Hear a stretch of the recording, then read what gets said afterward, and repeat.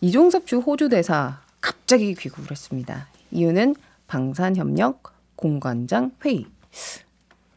처음 듣는 회의라는 분들도 있고요. 이 회의가 정체가 뭐예요? 작년에도 했어요. 2번. 7월달, 11월달 2번 했는데 그때는 화상 회의를 했죠. 그러니까 보통은 이렇게 이제 대사들이 이렇게 일시 귀국하는 상황은 외교적으로 공백이기 때문에 굉장히 위중할 때 이렇게 되는 거 아닌가요? 그렇죠. 뭐 이렇게 왜 웃어요? 아니에요.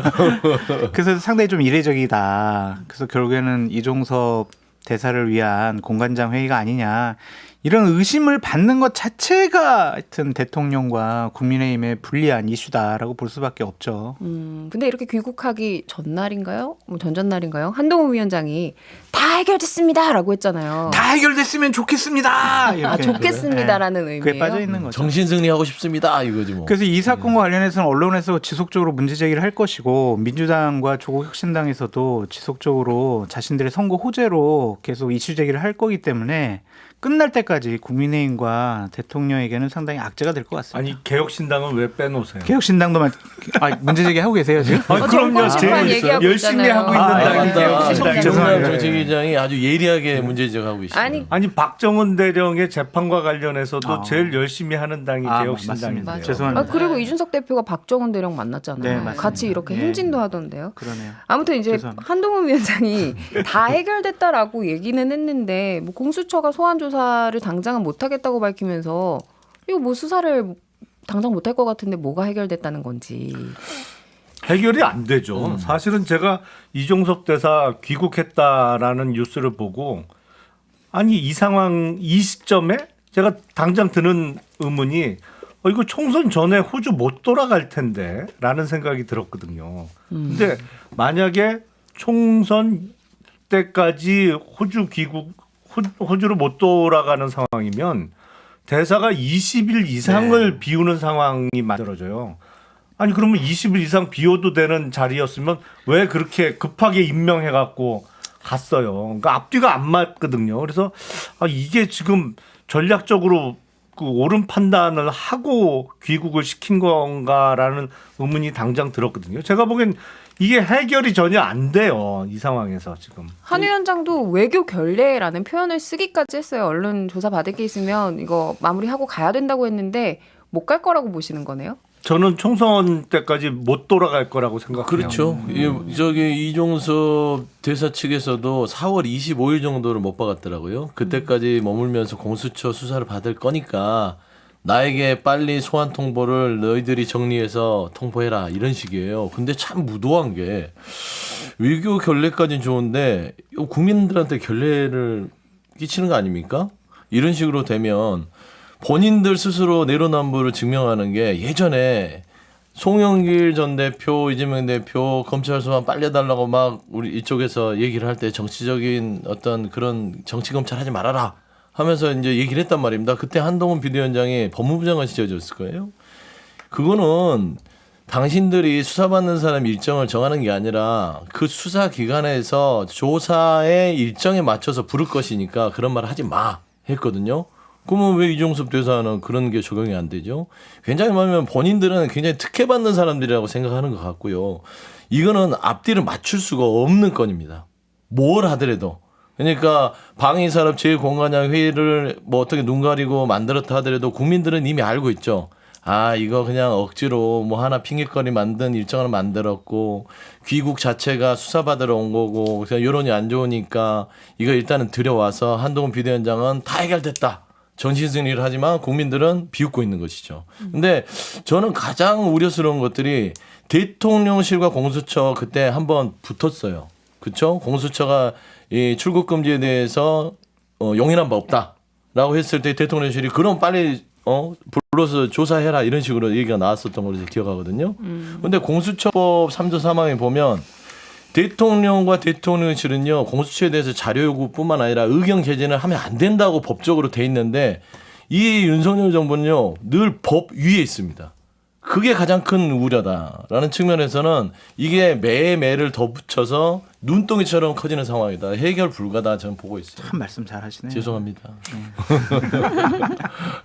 아니 한동훈 위원장 같은 경우에는 공수처가 정치질을 하고 있다 이런 이야기를 하던데 이제 공수처가 이 지금 수사와 조사 이거 해야 할 일을 하는 거지 정치질을 하고 있다고 보는 시각에 대해서는 어떻게 생각하시나요? 근데 한동훈 비대위원장도 이전에 예를 들면은 뭐 이재명 당대표가 뭐 왜 소환 조사 하냐 마냐 막 이거까지 문제 제기했을 때 피의자가 무슨 쇼핑하듯이 이렇게 뭐 조사 받는 거를 쇼핑할 수가 있냐 막 이런 식으로 비판을 했었거든요. 그러니까 이게 다 부메랑으로 돌아오는 것 같은데 일단은 대통령실과 한동훈 비대위원장에게 드리고 싶은 말씀은 공수처의 수사와 관련해서는 아무런 얘기를 안 하는 게 맞습니다.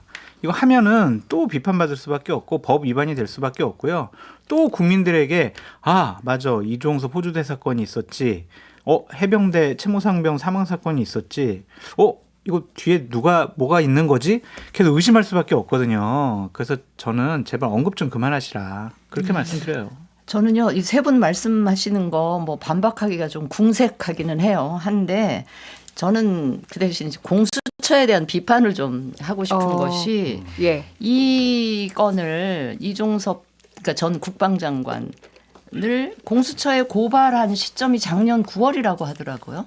9월이고 민주당이 그다음에 올 1월에 압수수색을 했는데 1월에 압수수색한 걸 갖고 지금도 하급 그 단위에서 지금 분석 중이라고 하던데 뭐 저는 제가 수사를 안 해봐서 모르는데 보통 압수수색하면 뭐 한 며칠 안에 뭐 나오지 않나요? 그렇죠. 그 결론들이 그런데 1월에 한 그 압수수색 결과물을 가지고 아직까지 그것도 하급 단위에서 분석을 하고 있다. 저는 이 공수처가 과연 수사 능력이 있느냐, 의지가 있느냐.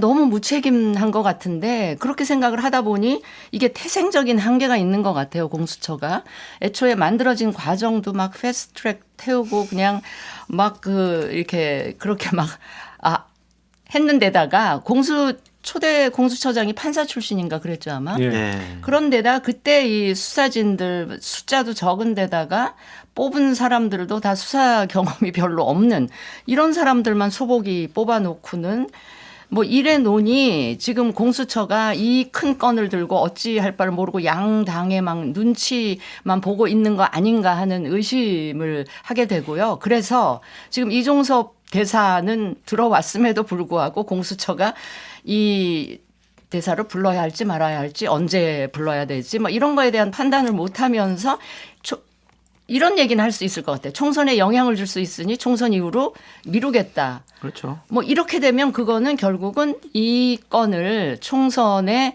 적극적으로 이용하려고 하는 민주당 선거 프레임을 일조하는 그런 모양새가 되기 때문에 빨리빨리 좀 수사를 진행을 좀 해달라 하는 주문을 그러니까 한동훈 하고 위원장이 싶어요. 정치질이라고 표현했던 부분에 대한 어떤 이제 보완 주장이었던 것 같고요. 서 부대변인님 반론 혹시 있습니까? 아니 네. 공수처의 탄생을 안다면 그런 말을 한동훈 비대위원장 하면 안 되죠.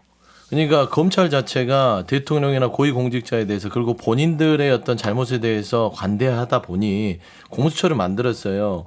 이 법 영역에서 사각지대의 고위공직자라는 이유만으로 권력이 있다는 이유만으로 거기에서 치해법권으로 존재하면 안 되겠다는 차원에서 공수처가 고위공직자를 딱 찍어서 수사하게끔 만든 것입니다.